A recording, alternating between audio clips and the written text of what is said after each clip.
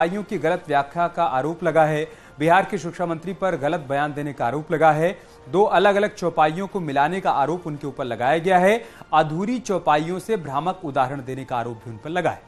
धर्म ग्रंथ के लिए अपमानजनक भाषा का इस्तेमाल उन्होंने किया।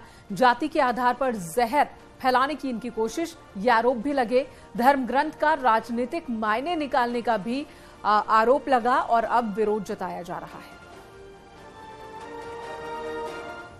रामचंद्र कृपालु भजुमन हरण भव भय दारुणम। श्री रामचंद्र कृपालु भजुमन हरण भव भय दारुणम। ये है बिहार के शिक्षा मंत्री चंद्रशेखर, जिनके कंधे पर बिहार के एजुकेशन सिस्टम का जिम्मा है।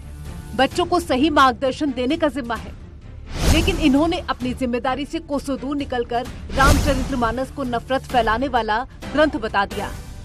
इन्होंने उस पंक्ति को परिभाषित किया और जाति पर पहुंच गए। अधम जात में विद्या पाए, भयहु जथा ही दूध पिलाए। यानी अधम मतलब होता है नीच। दुनिया के लोगों सुनो, आपके माध्यम से कहना चाहता हूँ, नीच जाति के लोगों को शिक्षा ग्रहण करने का अधिकार नहीं था।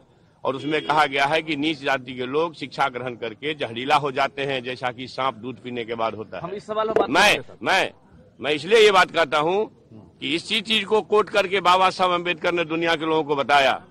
ये जो ग्रंथ हैं नफरत को बोने वाले, एक युग में मनुस्मृति, दूसरे युग में रामचरितमानस और तीसरे युग में गुरु गोवलकर का बंच ऑफ थॉट, ये दुनिया को नफरत, हमारे देश को, समाज को नफरत में बांटती है।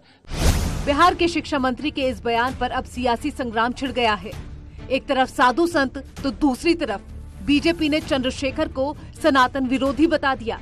बिहार बीजेपी के ट्विटर हैंडल से ट्वीट में लिखा गया, दुर्भाग्य देखिए, हिंदुओं के बारे में ऐसी विकृत और हीन मानसिकता रखने वाला व्यक्ति बिहार का शिक्षा मंत्री बना बैठा है। वोट बैंक की राजनीति में महागठबंधन सरकार द्वारा हर दूसरे दिन हिंदू धर्म और आराध्यों के खिलाफ अनर्गल बयानबाजी जारी है। तो यूपी के साधु संतों ने बिहार के शिक्षा मंत्री के खिलाफ मोर्चा खोल दिया है।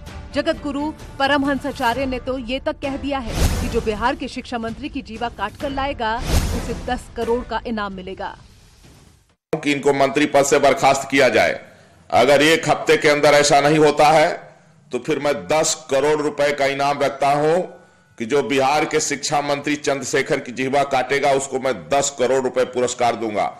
और सनातन धर्म पर अंगुली उठाने के पहले लोग उसका अध्ययन करें।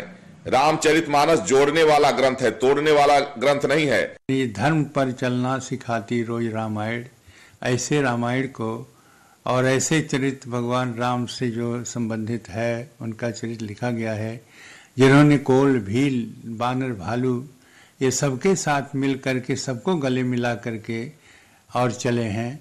ऐसे समदर्शी और सर्वजन सुखाय सर्वजन हिताय जो रामचरितमानस है, उस रामायण को यह मूर्ख आदमी कहेगा कि यह नफरत फैलाने वाला नहीं है।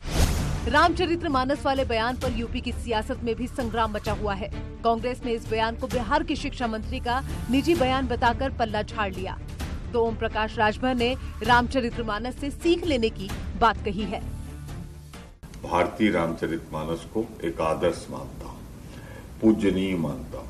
उसमें जो कोड ऑफ कंडक्ट दिया है सारे परिवारजनों के लिए, पिता, पुत्र, पत्नी, वो अनुकरणीय है, दुनिया मानती है। अगर कोई बोले तो उससे कोई फर्क नहीं पड़ता। न ये कांग्रेस के विचार है, न गठबंधन के विचार है। ये अगर किसी ने कहा है तो उसके अपने विचार है, और उसने क्यों कहा है इसकी जवाबदेही उसकी। सबके चश्मे अलग अलग होते हैं, देखने के, समझने के, पढ़ने के। उससे सीख लीजिए।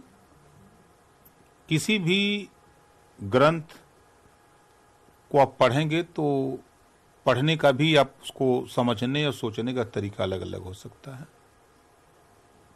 लेकिन हमारा जहां तक मानना है कि उससे सीख मिलती है लोगों को। अभी राहुल गांधी के कौरव पांडव वाले बयान पर विवाद थमा भी नहीं था कि बिहार के शिक्षा मंत्री के रामचरितमानस वाले बयान पर संग्राम छिड़ गया है। लगता है जब तक कोई विवाद न हो, नेताओं का खाना हजम नहीं होता। Bureau report, news 18। रामचंद्र कृपालु भजु मन हरण भव भय दारुणम्।